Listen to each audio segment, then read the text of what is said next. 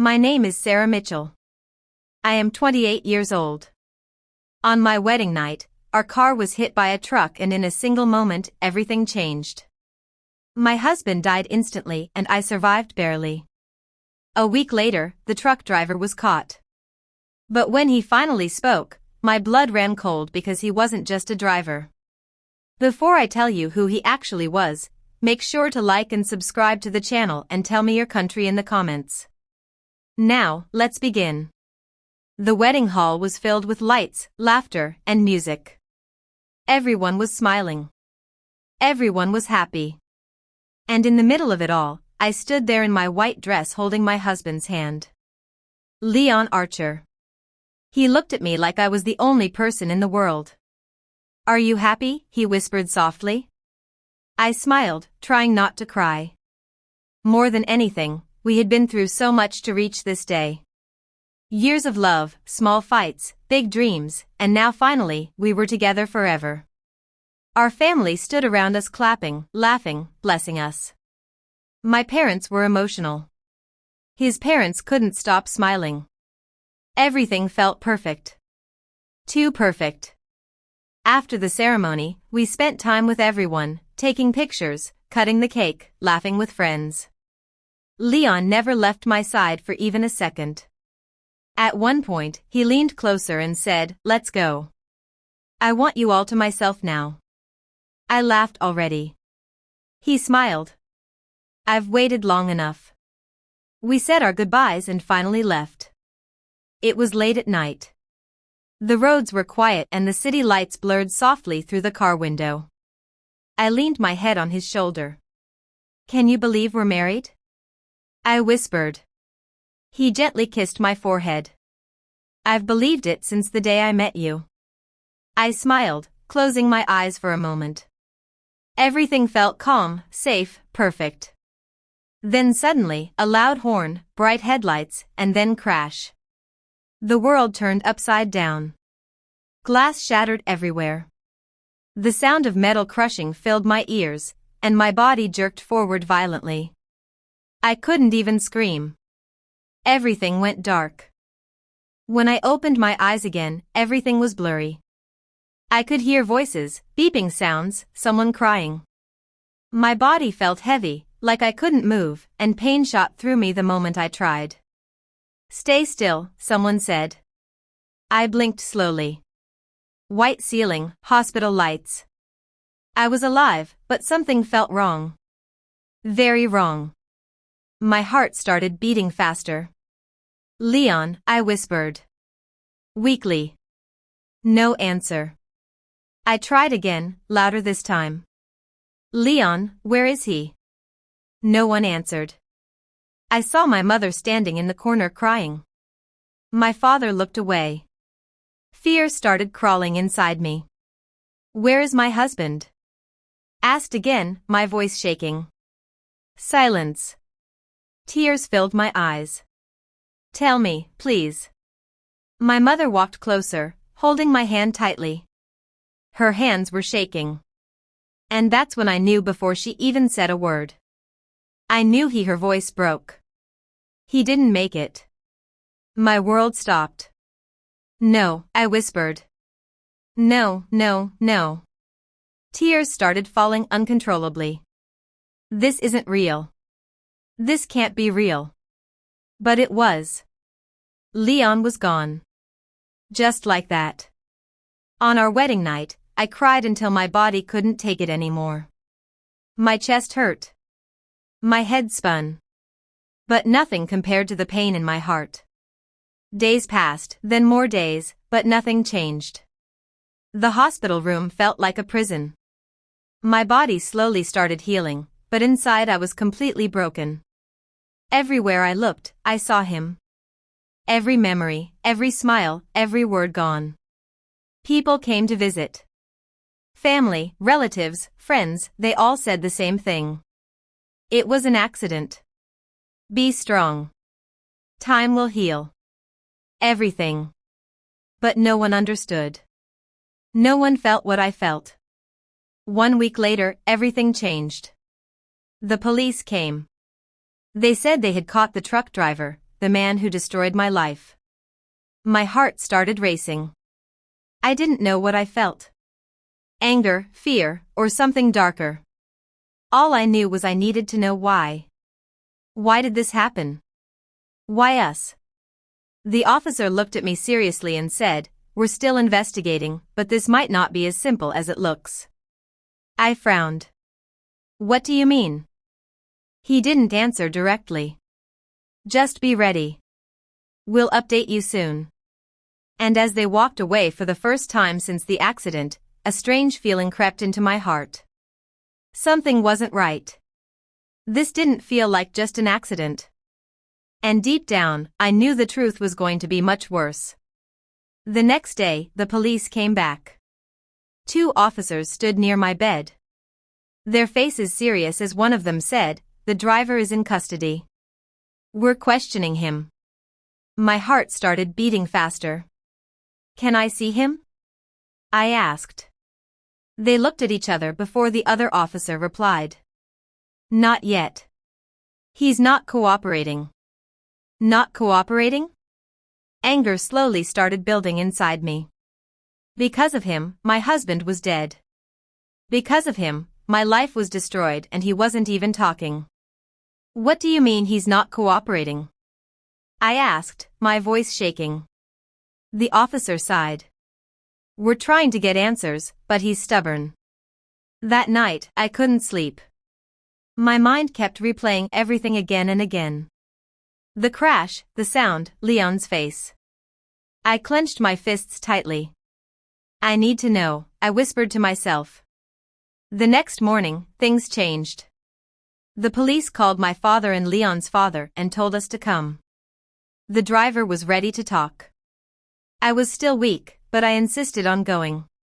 They took me in a wheelchair and we reached the police station. The air felt heavy cold. They opened the door to the investigation room and I saw him, the truck driver. He was sitting on a metal chair, his face badly bruised, lips cut, fresh wounds on his arms. He looked like he had been beaten badly. 2 officers stood behind him, watching, waiting. But when his eyes met mine, something felt wrong. There was no regret in them. No guilt, just fear. "Start talking," one of the officers said coldly. The man stayed silent. One officer stepped forward and grabbed his collar. "Because of you, an innocent man is dead," he shouted. "Speak." The driver winced in pain. I already told you," he mumbled. "Then say it again," the officer yelled. My hands were shaking. I could barely breathe. I just kept staring at him, waiting, needing answers. Finally, he spoke, but what he said changed everything. "I'm not just a driver," he said slowly. The room went silent.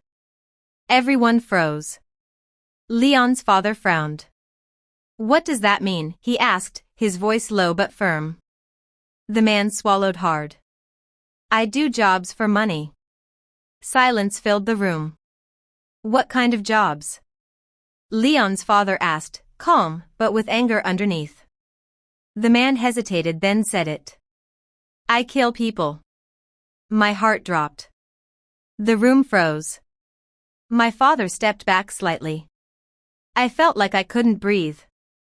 Leon's father's expression hardened as he stared at the man for a few seconds, then asked slowly, "Are you saying this was planned?" The man nodded weakly. "Yes." Tears filled my eyes. "No," I whispered. "No, this can't be." "I was given instructions," the man continued. The car, the route, the timing, each word felt like a knife. "This wasn't random," Leon's father said quietly. It wasn't a question, it was a realization. The officer stepped forward. "Who hired you?" he asked firmly. "Tell us the name." The room went silent again, waiting, but the man shook his head. "I don't know." The officer's voice sharpened. "What do you mean you don't know?" "I never met them," he said quickly. "It doesn't work like that." "Then explain," Leon's father said. The man took a shaky breath. There's always someone in between, a contractor. They contact me, give details, handle the money. So, you never see the real person? My father asked. He shook his head. Never. My mind was spinning. Someone planned this. Someone wanted this. Who is the contractor? The officer asked. I only had a number, the man replied. That's it. Where is he now? I don't know, he said quickly. He disappeared after the job. The officers exchanged a look. They had already tried tracing it. Nothing. No identity, no location. Like the man never existed. The room fell silent again, but this time that felt darker, heavier. One thing was clear. This was not an accident. It was planned. Carefully, coldly, my chest tightened. My hands turned cold. If this was planned, then someone out there wanted me dead. But who and why? I looked at my father, then at Leon's father. Both of them looked just as shocked, just as lost. The police promised they would keep digging. They wouldn't stop until they found the truth. My family said the same. They would find out who did this no matter what. But as I sat there, one thought kept repeating in my mind over and over again. This wasn't random. This wasn't a mistake. Someone very close to me could be behind all of this. And that thought terrified me more than anything. Days passed after that interrogation, but nothing felt normal anymore. Every moment, every breath felt heavy because now I knew the truth. This wasn't an accident. Someone had planned it. Someone wanted me dead. The police kept investigating. They tried everything.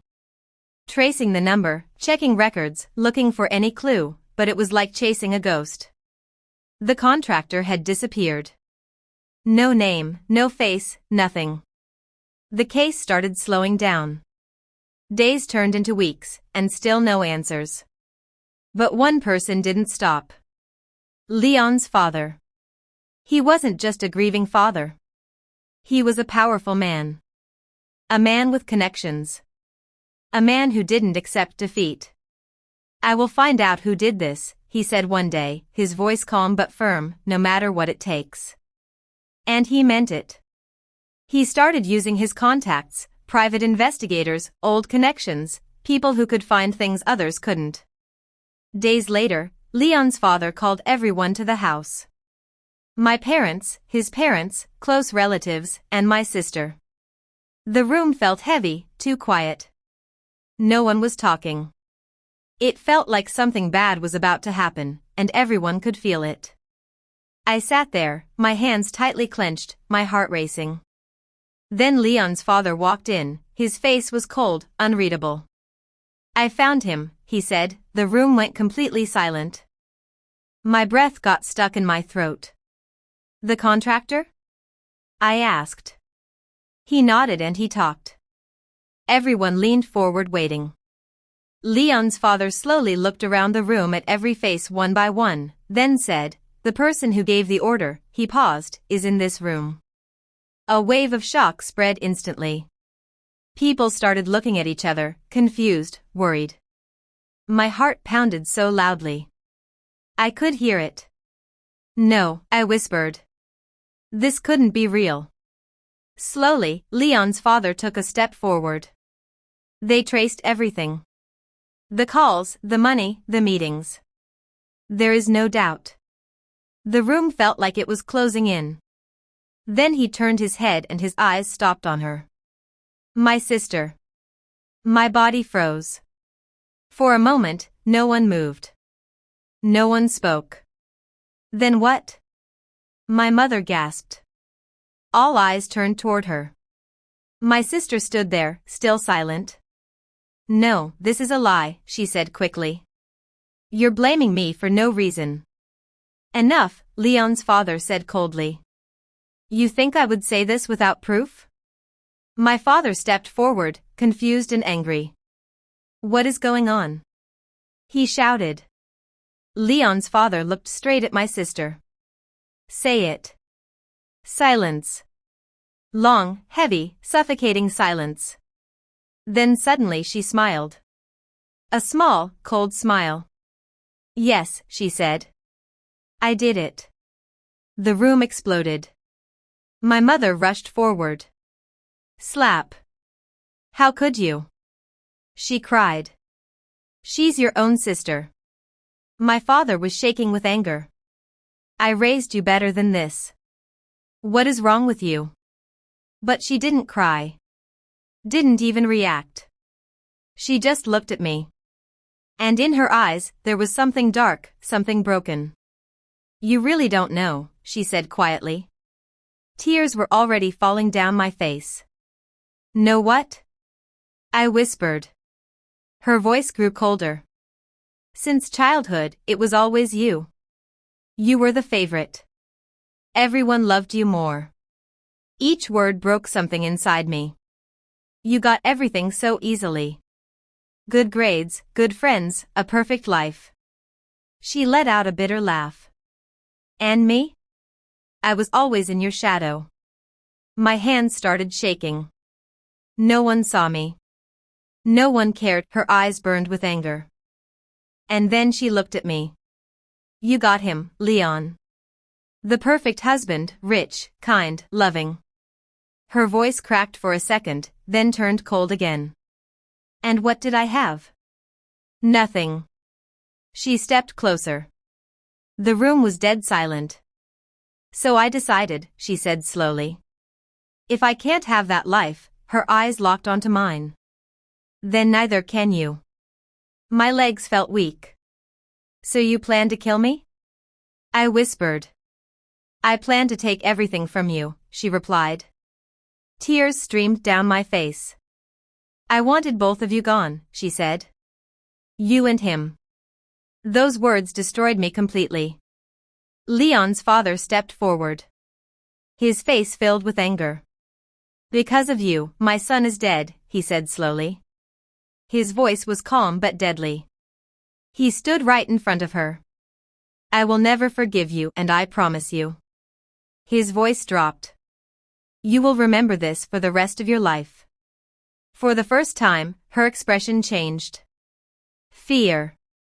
Moments later, the police arrived. They walked in and put handcuffs on her. She didn't resist. Didn't say anything. As they took her away, I just stood there crying, broken, empty. Days later, the court gave its final decision. Life imprisonment. That was it. Justice was served, but nothing felt right. Leon was gone. My life was shattered. And the person who did this was my own sister. I lost my husband and my family on the same night. And no matter how much time passes, that truth will always haunt.